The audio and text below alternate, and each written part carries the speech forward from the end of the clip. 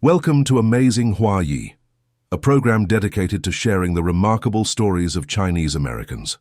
From perseverance to service, from faith to legacy, each episode takes you on a journey through the lives of extraordinary individuals. Discover how courage, compassion, and dedication have helped them build new lives, preserve their cultural heritage, and inspire generations to come. Today, we invite you to hear the story of Peter Jia's life in theatre. Offstage anew abroad, Peter Jia's life in theatre. One more light here. At his new rehearsal space in San Dimas, Peter Jia directs technicians from the stage. Once a celebrated actor in China, he now builds stages for others. More than 2 decades after winning Best New Actor at the HUAYI Film Awards for Silent River, Jia began again in America. He founded Southern California's Time Theater, so Chinese communities could tell their own stories in their own language and keep a shared cultural memory alive. His work recently earned him the American Asian Culture and Arts Foundation's Distinguished Chinese Award for advancing Chinese language theater and culture in North America. Born to act, bound for Beijing. Born into a theater family in 1977, Peter Jia stepped on stage at 3. Rehearsal calls, backstage footsteps, costumes, and grease paint shaped his childhood. For others, acting was a choice. For him, it was his first language. His father knew how uncertain an actor's life could be. After 4 years at Hubei Art School, Jia joined the Wuhan Children's Art Theater, earning just over 120 yuan a month. A television shoot opened his eyes. Though he earned 800 yuan per episode, actors with no greater roles or skill were paid far more simply because they had graduated from the Central Academy of Drama. Jia saw that elite training meant more than a diploma. It meant credibility, discipline, and a path to a larger stage. Still, Jia had no plans to continue his studies until a teacher confronted him. "Everyone else is taking the entrance exam. Why are you still here?" Applications had closed and auditions were already underway. Jia had never been to Beijing and had nowhere to stay. Convinced of his talent, the teacher lent him travel money, arranged lodging, and sent him north. With borrowed fare and little else, Jia boarded the train to Beijing. Stage-honed, screen-renowned. Arriving in Beijing with little more than a teacher's contact, Peter Jia followed a chain of introductions to the Central Academy of Drama. Impressed by his talent, an instructor reopened registration for him and sent him straight to the second-round audition. Jia cleared every hurdle and entered the acting department. Years later, he still remembers the teacher who sent him north.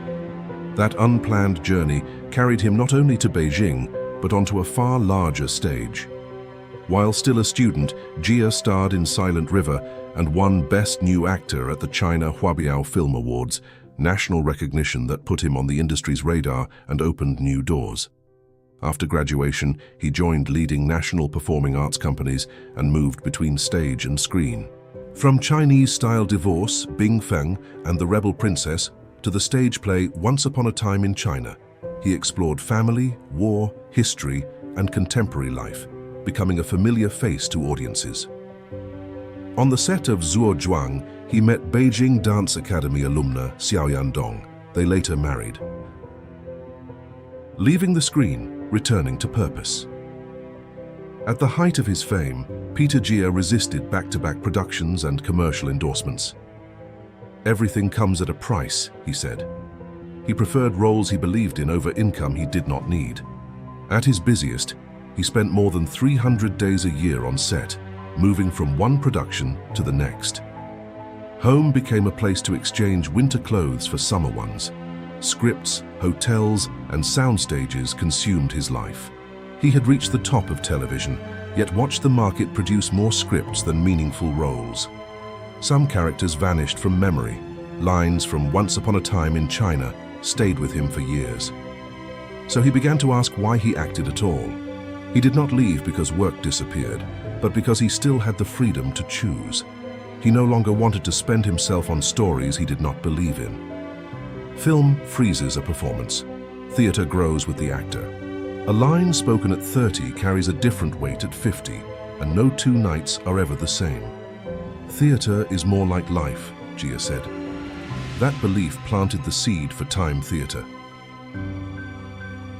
New land, cultural roots. Around 2020, Peter Jia came to the United States for his child's education. The pandemic unexpectedly kept the family here and revealed a side of immigrant life rarely seen. He met former engineers, teachers, actors, and other professionals forced to start over. Not for lack of talent, but because language, licensing, and networks left years of experience unseen. Many stay for their children, Jia said. Parents leave behind careers and familiar lives, while their children may never fully see the dreams, dignity, and identities they once carried. To him, that cultural divide can cut deeper than professional loss. Fitting in does not mean becoming someone else. Jia believes true integration begins with creating work of substance, then carrying one's culture into the wider world. He came to see that Chinese communities abroad need more than festival symbols. They need a stage where they can speak their own language, tell their own stories, and help generations understand one another again. A troupe born, a stage built. At Chinese community events across Southern California, Peter Jia saw no shortage of spectacle: lion dances, songs, qipao, and hanfu. But when culture becomes little more than festival entertainment, he believed younger generations lose sight of its history, humanity, and meaning. Culture should be carried forward, not consumed. In 2020, Jia founded Time Theatre with his wife and friends. They had no venue, funding, or crew, only a determination to begin. Their first production was Cao Yu's The Wilderness. Most actors rehearsed after work. After contacting dozens of venues, the troupe found a gymnasium at the South Coast Chinese Cultural Center, where they had to build and later dismantle the entire stage. Jia shipped lighting equipment from Beijing and helped haul, install, and test it. Once, crews prepared everything for him. Now he built the stage himself. Small start, full house. In April 2025, Time Theatre staged The Field of Life and Death, adapted from Xiaohong's novel. Barely 100 people filled the 450-seat opening performance. Jia was disappointed, but once the lights came up, the standard could not fall. All stayed through the 3-hour play. Word spread, audiences grew, and the final show sold beyond capacity, forcing the theatre to add chairs in the aisles. The turnaround confirmed Jia's belief. Chinese audiences in North America do want theatre. They simply need work worth showing up for. Most of the cast were not trained actors. By day, they led different lives. By night, they gathered to tell a shared Chinese story. The theatre became more than a stage. It became a place to reconnect through language, emotion, and memory. Classics reborn, Chinese stories retold. After The Wilderness and The Field of Life and Death, Peter Jia began asking, must Chinese stories always be told through Western dramatic forms? Chinese theatre, he believed, already had a language of its own. Poetic, episodic, emotional, and suggestive. Characters could speak directly to the audience, while fate unfolded scene by scene. His next choice was Tang Xianzu's classic, The Peony Pavilion. Jia spent 7 months reshaping the work for contemporary North American audiences. He streamlined its language, characters, and structure while preserving the poetry and spirit of traditional Chinese theatre. With more than 30 roles, the adaptation blends symbolic staging, classical verse, and accessible language. Jia sought neither to reproduce traditional opera nor repackage it in a Western mold, but to tell a Chinese story through the soul of Chinese theatre. He compares his vision to Bruce Lee, who won the world over by first revealing the power of Chinese martial arts. Jia hopes the Peony Pavilion can open a similar door, showing that the world stage belongs not only to Shakespeare, but also to China's rich and distinctive theatrical tradition. Training talent, creating originals. Time Theatre remains largely volunteer-run, with 2 training programs serving students from 13 to their 60s. Jia wants young people not only to watch theatre, but to step on stage, learning language, expression, and teamwork while discovering history through character. The troupe recently secured a rehearsal space in San Dimas. Jia hopes to build it into a lasting theatre hub, training actors, writers, directors, and backstage artists while bringing drama into Chinese schools, summer camps, and community programs. He is also developing original stories of Chinese life in North America, from railroad workers and Angel Island immigrants to today's struggles with language, family, identity, and work.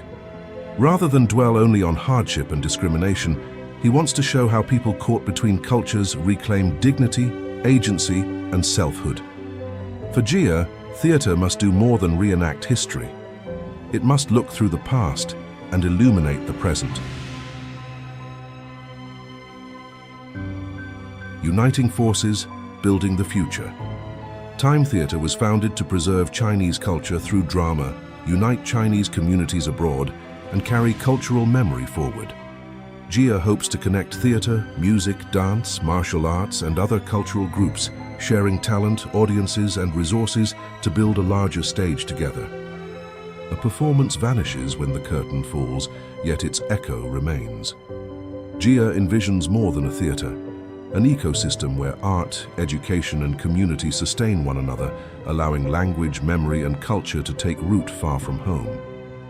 His journey, from an actor once illuminated by the spotlight to a founder who now lights the stage for others, is more than a career change.